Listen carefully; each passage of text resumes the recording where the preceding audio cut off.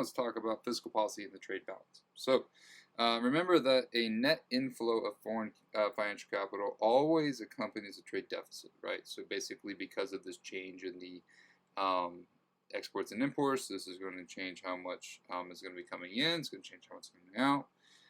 While a net outflow of financial investment always accompanies a trade surplus. So remember, trade deficit is where imports are higher than the exports. So if we have an inflow of foreign capital, okay, that means the U.S. has more money from the investments coming in. So they're investing in this. So basically, they take this money and they put it out into imports. Okay? While an outflow of financial investment always accompanies a trade surplus. Okay? So that's where we have more exports than imports. It doesn't have to happen though, but this is the flow usually of these things. When they do occur, right, this is when we have twin deficits. So we have a budget deficit and a trade deficit. Deficits that occur when a country is running both a trade and budget deficit. And let's look at this over time. So in the 1980s, the budget deficit and the trade deficit did decline at the same time. We can see that right here. So basically, right? They're going both down, kind of leveled off here. Slight increases here, okay? They went different here, which was interesting. They're going opposite directions here. Okay, they're going opposite directions here. Okay. Now, in the 2010s, though, the trade deficit remained stable as the budget deficit declined. So, right here, they said this remained the same, the trade deficit, but then your budget deficit dramatically went down. This was the Great Recession era.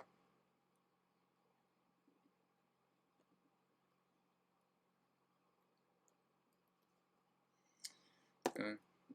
While the budget deficit increased in 2020, there's been hardly any change in the trade deficit. So even over here, we haven't had any twin deficits.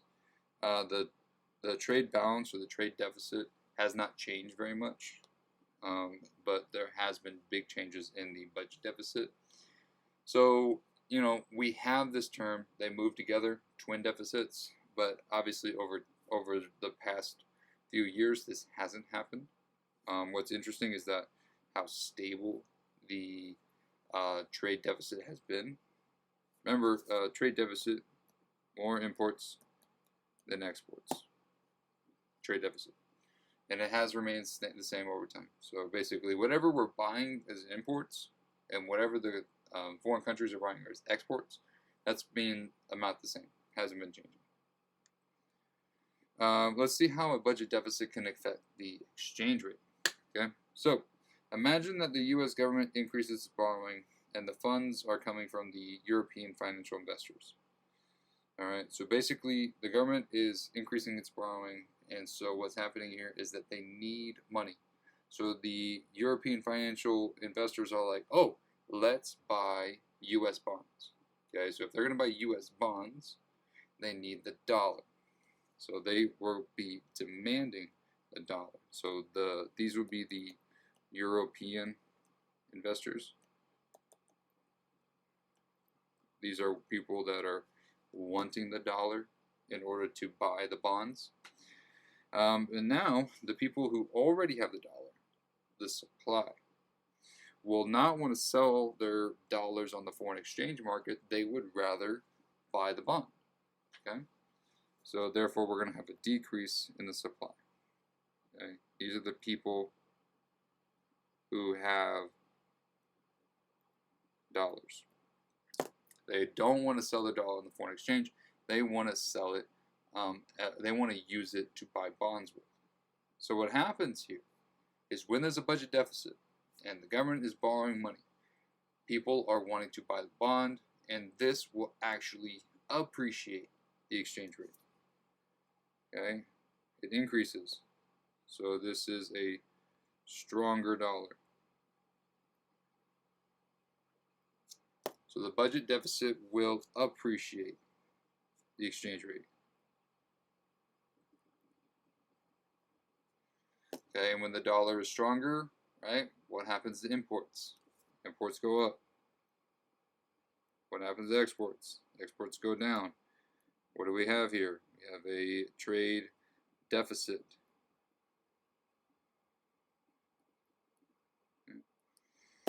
Now,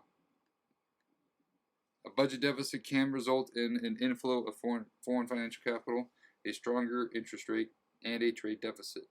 The U.S. budget deficit rises. Foreign financial capital investment provides the source for funds for that budget deficit, causes a stronger exchange rate, makes it more difficult for exporters to sell their good abroad while making it imports cheaper, so a trade deficit results. What that's trying to say, right, is that if you have a stronger dollar, you have a weaker foreign currency. And so that foreign currency, right, is weaker, so they need, basically U.S. goods are more expensive. So therefore, it makes it more difficult for U.S. firms to export because, you know, their foreign currency is weaker.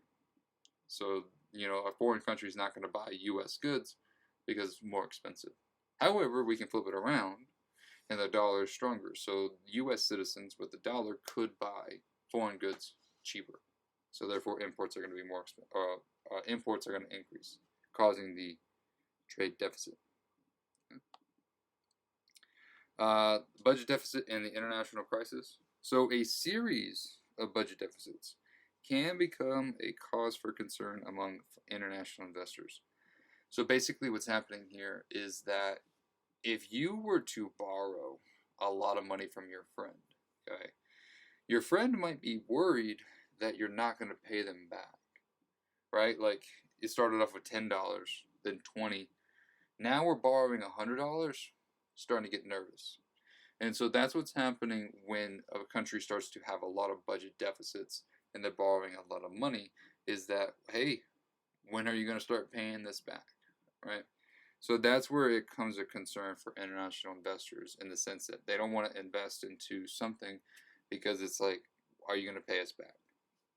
Okay, this could lead to an outflow of international financial capital, which can cause a deep recession. By decreasing the exchange rate, this could reduce the bank's ability to repay international loans, and because of that, it's going to reduce aggregate demand.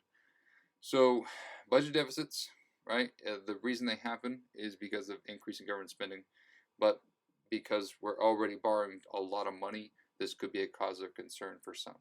So therefore, decrease in confidence. So therefore, decrease in aggregate demand. All right. In the next video, we'll talk more about fiscal policy. I'll see you there.